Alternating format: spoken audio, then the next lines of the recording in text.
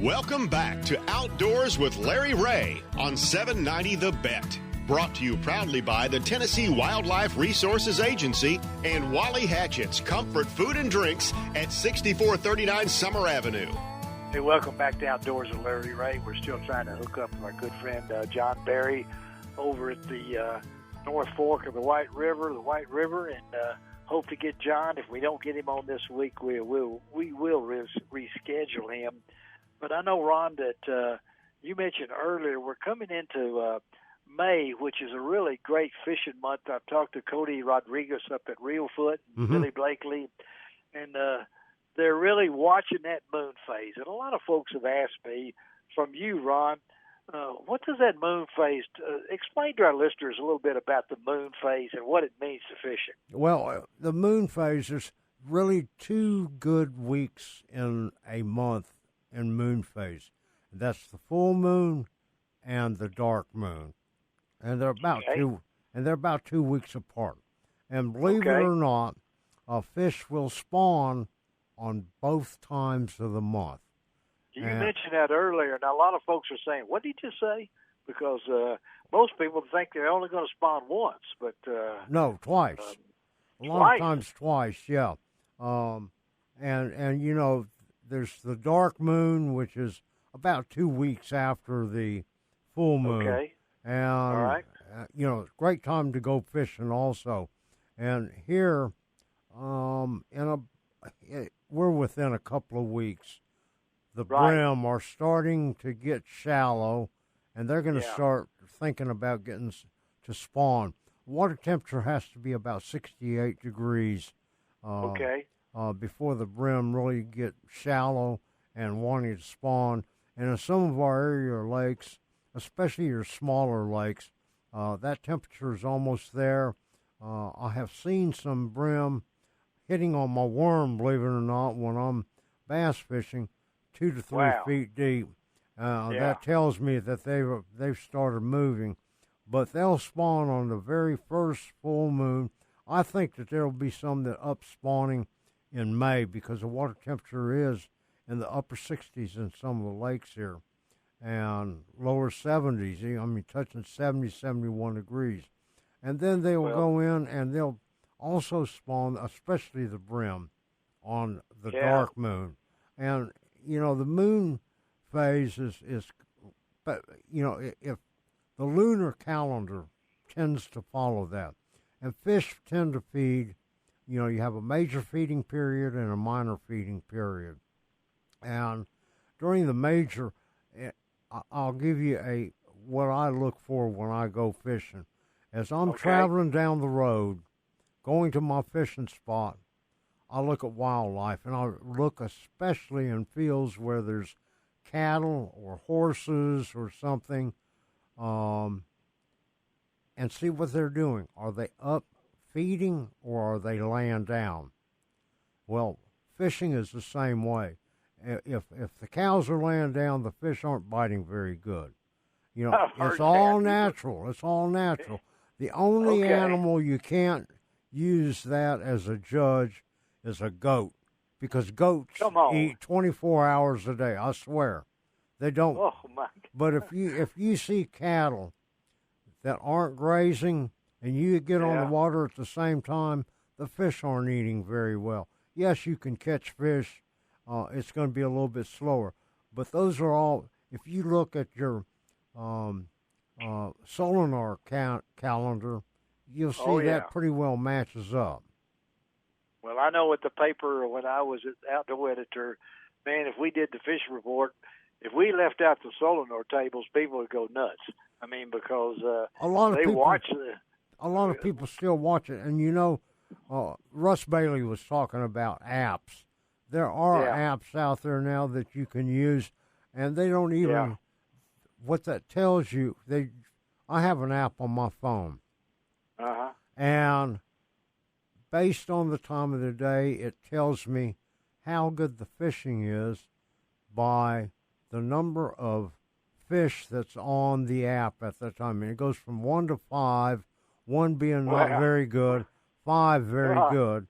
And you go by that? You go by that. Well, I look at it, and then I think, I'm going fishing anyway. I'm going fishing anyway. And you never know, because there are other factors. You have the weather, which plays a very big part of it.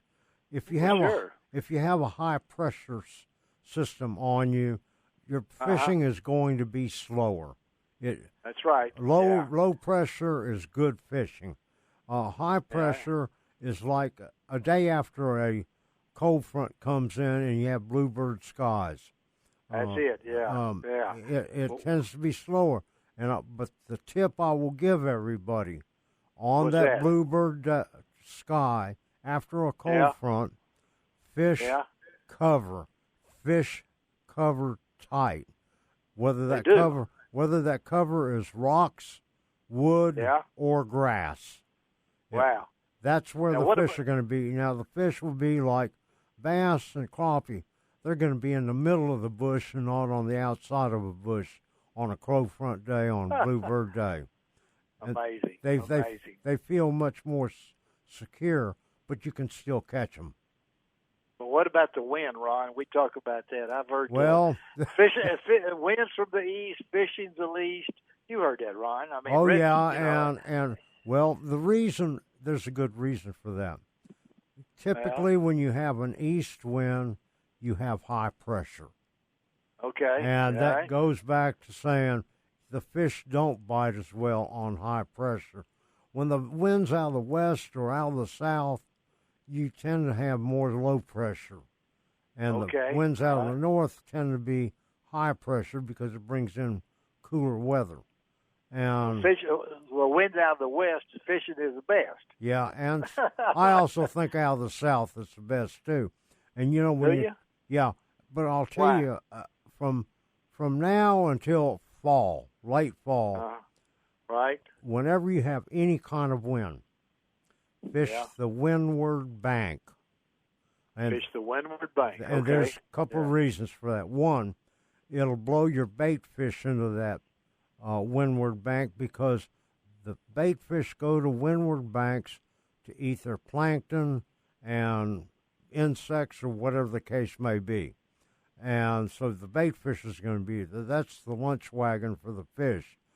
Number two, it provides cover, the wave action provides cover for the fish so they're not that spooky. Oh, okay. And it also oxygenates the water so that you have a little bit higher oxygen content on your windward banks, and that's why you should always go to a windward bank. Well, folks, we're not being able to hook up with John Berry, but what other radio show can you get this much information without even expecting it? When we could fill in like this with this time, and I know my wife and myself were supposed to be fishing on May 12th and doing the show from Reelfoot Lake with Cody Rodriguez. And Cody had already told me that's the date to be there, to be on Reelfoot on May the 12th. The brim will be biting there in the lily pads. Yeah, that's right. That's what, and so that's the first full moon. That the water's warm enough. And I booked that trip, and I don't know if it's still open, folks, but you need to be at Reelfoot on May the 12th. Go to Blue Bank Resort, check them out. Our good friends up there. Because whether you're fishing with Billy Blakely or Cody out of Cypress Point, and also at Blue Bank, May the 12th, Ron, and that's why I wanted to ask you about that, because my uncle who taught me how to fish, I'm telling you what, he didn't even work on when those days came up. He took off. Well, he didn't have an app. He didn't have an app, Ron. He didn't have an app. Well, I'm very blessed to have to be retired and to fish whenever I can. And now, as I've grown older, I go fishing on the days where it is not too hot and it's not too cold. I don't care what the wind is out of, as long as it's I can deal with one of the three bad elements. Three elements are wind, cold, and rain. I can deal with one of them at a time, but not after all that, three. yeah, that's right.